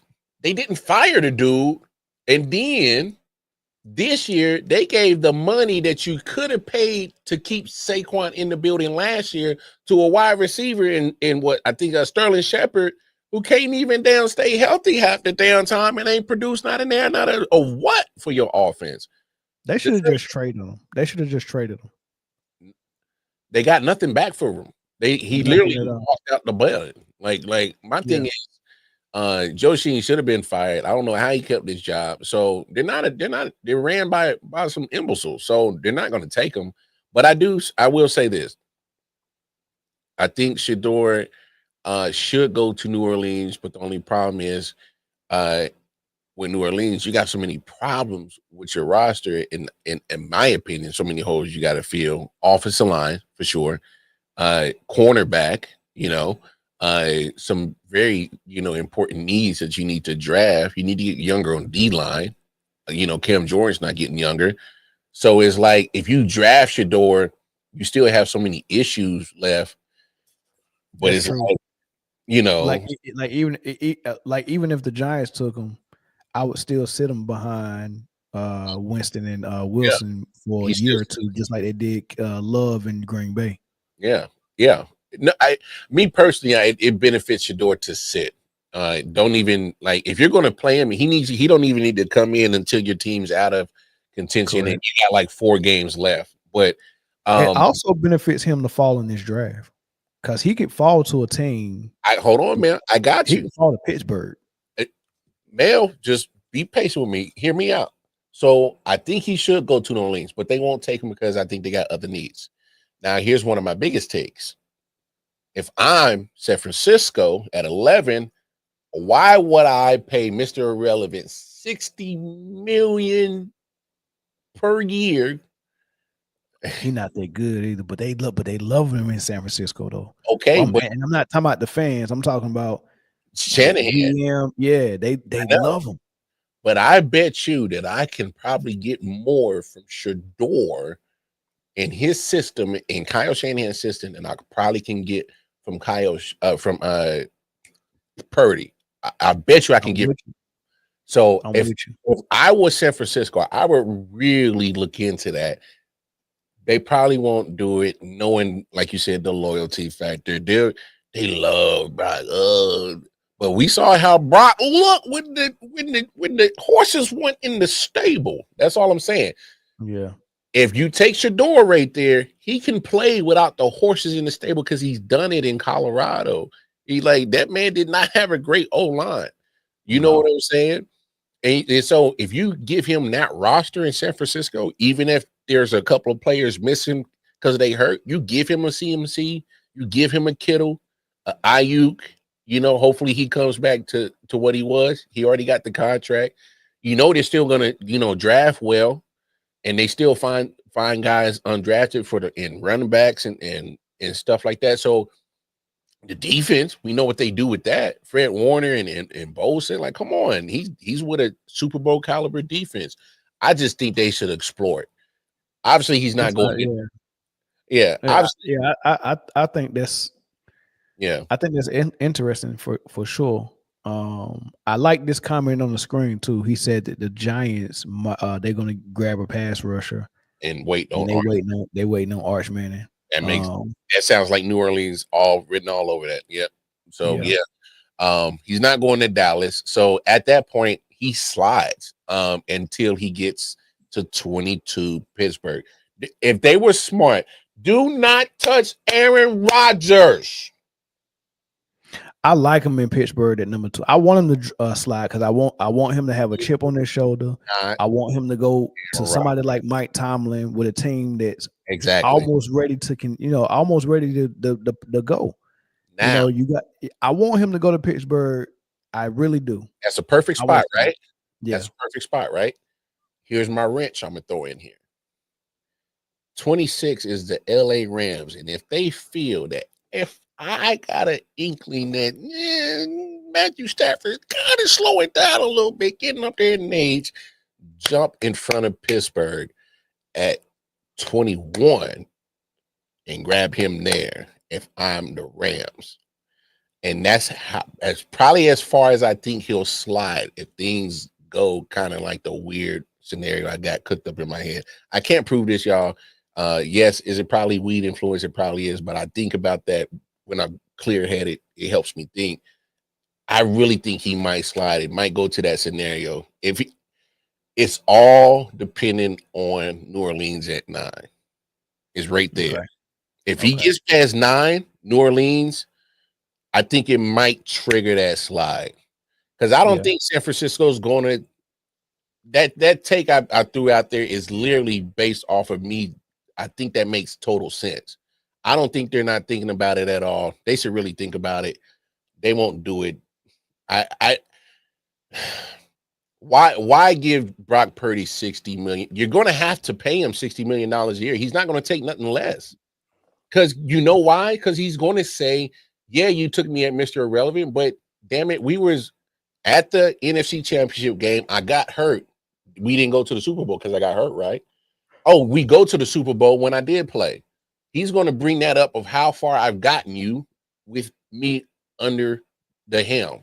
And he's going to use that to his advantage. And he's smart. Yeah. Why the hell would I not? I was the last pick in the draft, and I could come up and turn less than he's probably made less than maybe actual football money over the last 3 years, probably less than $5 million.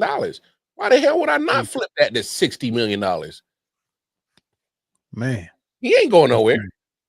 He's hoping. He's hoping. He said he's probably the one that threw the quote out. He said, "Hey man, tell that boy that said, "No, say this is yeah. Now, but let me ask you this though. It could so you think it's possible that somebody, because look, we've seen it before in basketball.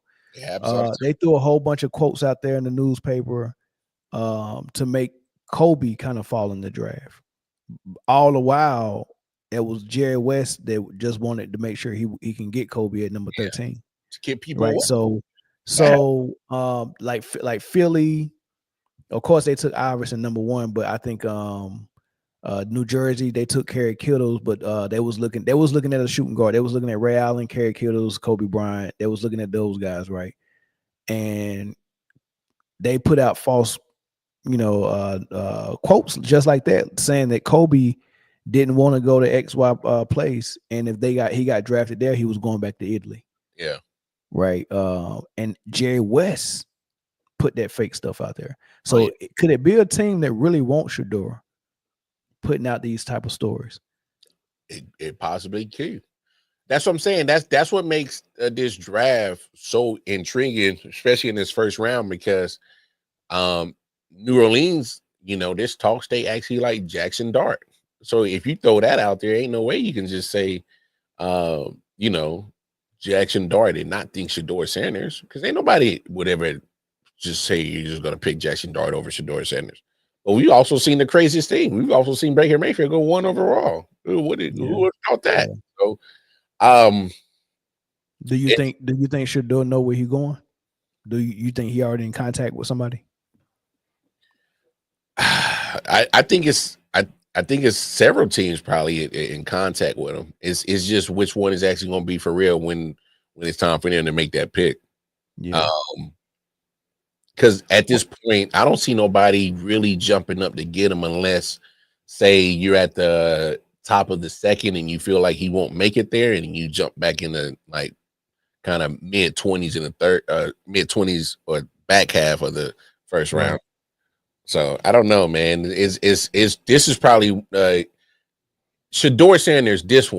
This year to me is probably the most unpredictable pick that I've probably ever seen, because he is a quarterback, and we always know that at the end of the day, if you need to go get your dog at a quarterback, man, you go get him, and he still is one of the better prospects at quarterback. Obviously, Cam Moore is going to Tennessee. That's pretty much set in stone. And then, Travis Hunter is definitely going number 2, so I don't see you getting out of there. But I just think the Geno Smith contract, as American Freeman got in here, he may not be the long-term answer, but he also just got an extension for another 3 years too. So, I mean, if I'm Shedeur, I'm like, yeah, I could sit. That's fine. But, unless Geno starts, shit in the bed. Wait, what Geno at now? He in Vegas. With the, reunion with Pete Carroll. Yeah, man. Sure enough is. Yeah, man. Interesting. What else interests you in this draft? Are you worried about, are you looking to where Gentry goes? I'm curious to see how they value him. Because I don't know if I would have valued him Gentry, as that's what I said his name. Yeah. No, I know what you're saying, Ashton Genty. I don't know if I would value him as I did B. John Robinson when he was coming out. I don't know if I can value him on the same tier. Why? Because that bowl game, that bowl game, he got no bottled up. No. I'm just talking about as in when I watch B. John Robinson play football, I feel like I'm watching a different type of specimen, like a one-of-one type of animal. Mm-hmm. Yeah. I think he's that damn special. And I'm not saying like, I think Ashton Genty is solid, but I don't think he has that freakish, like literally alien type athleticism like a Bijan. Right. I don't see it. And so that's why I can't value him on that same level as getting Bijan in the top 10 as Ashton Genty. Is he the best running back in this class? You can make that debate. Yeah. Obviously, stats wise, yeah. But I don't know, man.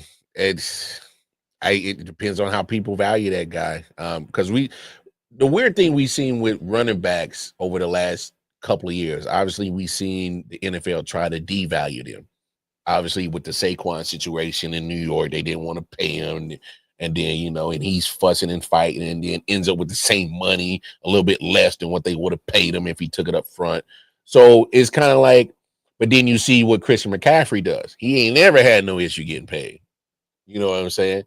But then you see Saquon now, you know, they gave him a little bit more money in Philly. They said, hey, yeah, we paid for you for free agency, but we just, you know, just forget it. Because what Philly, if you really pay attention to what Philly's doing, and they're ahead of the curve. And shout out to Harry Roseman. He paid Devontae Smith and AJ Brown last year. And if you saw the timeline when he did it way before all them other wide receivers got those extensions. So way before Justin Jefferson, way before Jamar Chase, way before them other guys. You know why? Because look at all those names that got paid. It took the market up. He was ahead of it. So he pretty much set the market. All these other players are coming after it. So AJ Brown and Devontae Smith already got paid. And if y'all paid attention, Tyreek Hill in Miami tried to renegotiate and got more money. And then that's when Jalen Waddle got paid. So Philly was ahead of the curve. Philly just did it again. They already paid for Saquon's services last year in free agency. They just ripped that contract up and gave him an extension now. You know why? Because there's backs that are like Saquon, backs that are like Christian McCaffrey. And sure enough, and Atlanta's going to have a situation in 3 years. They're going to have to figure out what the number is going to be for Bijan. And it's going to be a different number by that time it gets to him. Because these running backs who can pass, catch, and run like a Saquon, like a Christian McCaffrey. And if you really want to be honest, the running back that was ahead of their time, Le'Veon Bell was ahead of her time. He was asking for the money that they're getting for now. Yeah. Y'all forget Le'Veon Bell was the second leading receiver behind Antonio Brown on all those rosters and the leading rusher. He was a beast. He was a beast. So remember, he held out and set out that whole year because he said, I need you to pay me as a number 2 receiver and a number 1 running back. And they didn't want to do it. Yep. He was ahead of his time. They crucified him for that. Yep. Now it's the Saquons and the Christian McCaffrey. You got to pay that what Le'Veon Bell was asking for now. And that's why Philly went ahead and ripped up the contract, said, take this one. He said, all right. And they're fine. They're set at their number 1, their number 2 wide receiver, and their number 1 running back for at least at least the number 3-4 years. And what they did that I like is they said we're gonna protect our investment. We don't need you to get 2,000 yards again this season. We're not gonna run you through the ground. We need you for the playoffs. So what they went and got? I got dogs around you. No, they went no. The backup running back they got now. Oh yeah, they went and got Dillon from Green Bay. Yes. AJ Dillon. Hey, bro. Saquon Barkley is about to average only 10 carries next year, but his average is going to be for 10 carries for probably 145 yards each game. But he's only getting 10 carries, and it's going to be 2 touchdowns because it's going to be them $80 runoffs. And then they're going to sit him down and say, AJ Dillon, get your reps, but we ain't about to dog you, Saquon. But you got paid. But yeah, I don't know, dog. Philly's ahead of their time. The only problem is that they have, some of those players where got some contracts, some of them older players that they had to get rid of, and some of their players are starting to retire. Obviously, Kelsey retired, Fletcher Cox retired, Brandon Graham called it quit. So they got to get some youth in the trenches. But for the most part, no, Philly, they're in the right spot. They're gonna be pretty much in the same conversation for at least the next 3-4 years, I think. Yeah. Last question. This gonna be on Shador. Miami got the 13th pick. They got a franchise quarterback, but I mean, he one concussion away from retirement. If they're not thinking the Miami Dolphins, would you grab Shador? You know what, man? I'm absolutely thankful that I'm having this moment with you because I am absolutely ashamed of myself that I did not think of that take. Because how the hell, if you're Miami right there and he gets past New Orleans, he gets past my take of San Francisco, and if you here's the problem with Miami. We've seen this. All right. So Tua got hurt. and you went into the playoffs with Skylar Thompson. All right. Mm. Skylar Thompson did okay, but he wasn't going to beat Buffalo. We knew what was up. All right. Next year, all right, you thought Tua was going to be okay. He gets hurt. Then in following year, he actually stays healthy. But here's my problem. Instead of him, having that conversation with him and saying, hey, Tua, I know you just stayed healthy for that year, and I know this is the time that we give extensions. If you give me one more year, I got you. You didn't ask for that follow-up. You just got that 1 year that he stayed healthy, and you like, all right, he's healthy. Pay him. You didn't ask for that follow-up year. Right. And guess what happened? In that follow-up year, you did not have a safety valve of just in case, a JIC, just in case Tua gets hurt. You did not have a safety valve. You didn't have it. So guess what? He got hurt again. Because guess what? You play football. The chances of you getting a concussion after you've already gotten the first one are astronomical high that you're going to get the second one. And after you got that one, it's pretty high that you're going to get another one. It's football. It's contact sport.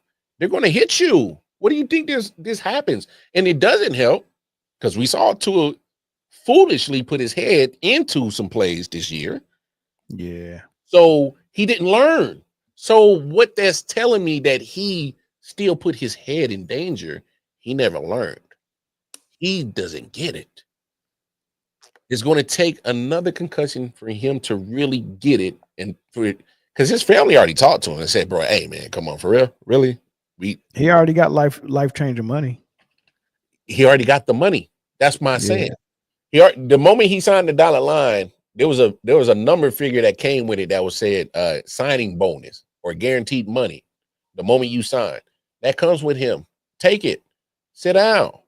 Because what I'm saying is all it takes is one more hit. How many there's probably countless of football players that have probably told him, like, bro, I don't even think it's worth it, bro. I don't think it's worth it. Like, come on, man. Like it's okay. You got your bread. Yeah, Miami should think about it, because if you go in this season again with Tua and you thinking he's gonna stay healthy, and then all it takes is that one hit, and then what?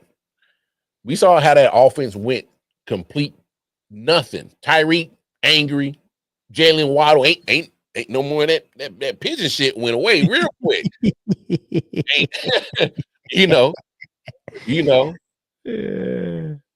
They was mad. They was mad with the police week 1 doing the celebration of locked up. No, that offense got locked up once the moment that Tua got knocked out. Right. So, look, if you get Shador, there's some traits that are similar to Tua. The accuracy, the improvisation would kind of move a little bit in the pocket, because neither one of them guys are really mobile, but they got enough pocket presence to kind of shimmy out some situations, and the accuracy are some of their both traits with both of these guys. So you wouldn't have to change much of the offense. Obviously, the only thing you would change is with Shador being right-handed and Tua being left. That's the only thing you would probably have to change. But no, I'm surprised. I did not think of that. I actually think that. Yeah, I'm surprised you didn't think of it either. It was right there at 13. Sitting right there. Right there. Yeah, but you probably was thinking, nah, they got that. You forgot all about Tua's, but yeah, like they probably should be looking for his replacement for sure. And look, I know quarterbacks are fidgety, and if you draft one in the first round when you already got one in place that's supposed to be the franchise, I know that upsets them, and that can be a thing. But Tua just gonna have to get over it. You know what I mean? That sounds like a personal problem, right? And so is Dak gonna have to get over, because the Cowboys ain't drafted no quarterback worth a dang Dak either. But they need to go ahead and get somebody, man, because Dak is about over. No. I'm gonna be honest with you. Joe Milton if he get that offense down, and it can't be too complicated, because Brian Schottenheimer don't run no complicated offenses. So I say I'll put it to you this way: Dak can't make certain throws that Joe can.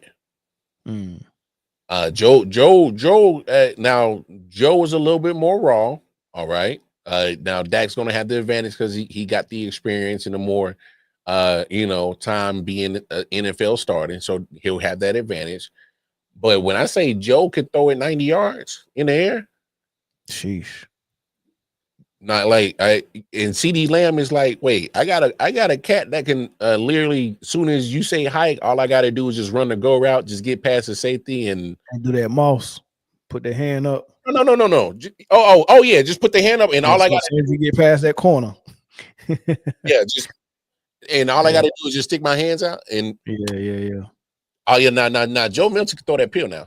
Joe Milton can throw that pill. I hope I see some of it. Man. But the draft is tomorrow, nonetheless. It's gonna be fun. Corey is doing live coverage on the draft on Cowboy Spit. I'm gonna also have it live on the Man Down Sports channel. So Lamar, if you're not doing nothing tomorrow, you might as well jump on them with me and Corey and watch this first round. Shit, I see what's up. I know I got a couple of recordings on Thursdays I usually be doing, but I'll see what's up, man. All right, well, let me know, man. I think and I'll let Corey know because it probably was just gonna be me and him, but yeah, it'd be dope to have you on there for sure. And we just hit 2 hours, so that's gonna be the show for the night, man. Appreciate you coming over here and tapping in with me. If y'all want to see more of Lamar, head over to IOW Sports on YouTube. That's IOW Sports on YouTube. And like I said, man, he was kind enough to share his late night hour edition of his show tonight on my channel, man. So I appreciate that, man. So, no doubt. We'll do it again for sure, man. No doubt. All right, peace, y'all. Thank y'all for tuning in.